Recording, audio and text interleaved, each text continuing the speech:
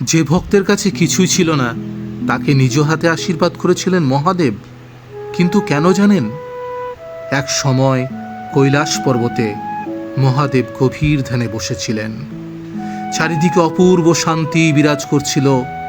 ঠিক তখনই এক গরিব কৃষক কঠিন পথ পেরিয়ে মহাদেবের দর্শনের জন্য কৈলাসের দিকে এগিয়ে আসছিল। তার পায়ে জুতো ছিল না, শরীর ক্লান্ত ছিল, কিন্তু মনে ছিল অটুট ভক্তি। পথে অনেকেই তাকে উপহাস করল। কেউ বলল, তুই এত গরিব, মহাদেবকে কি নিবেদন করবি?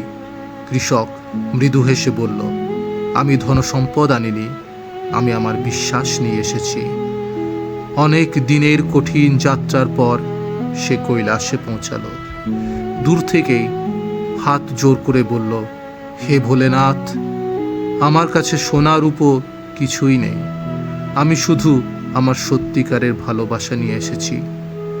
তার কথা শুনে মহাদেব ধ্যান ভঙ্গ করলেন। মা পার্বতী আশ্চর্য হয়ে জিজ্ঞেস করলেন, স্বামী, বড় বড় রাজারা আপনাকে মূল্যবান উপহার দেয়, তবুও এই গরিব কৃষক আপনার এত প্রিয় কেন?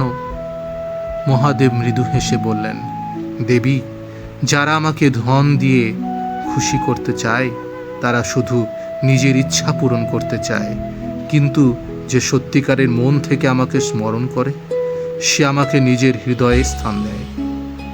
এরপর মহাদেব সেই কৃষকের সামনে প্রকাশ পেলেন। কৃষক তাকে দেখে আবেগে কেঁদে ফেলল।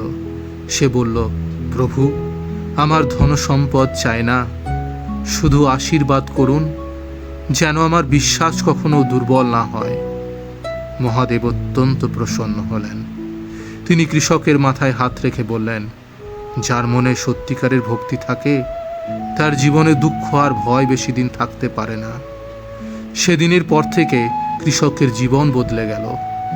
ধীরে ধীরে তার সব কষ্ট দূর হতে লাগলো।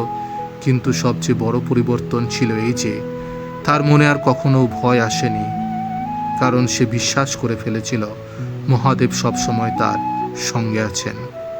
সত্যিকারের ভক্তি কখনো দেখানো দিয়ে হয় না। মহাদেবের কাছে সবচেয়ে প্রিয় সেই ভক্ত যে তাকে নিঃস্বার্থ ভালোবাসা ও অটুট বিশ্বাস দিয়ে স্মরণ করে।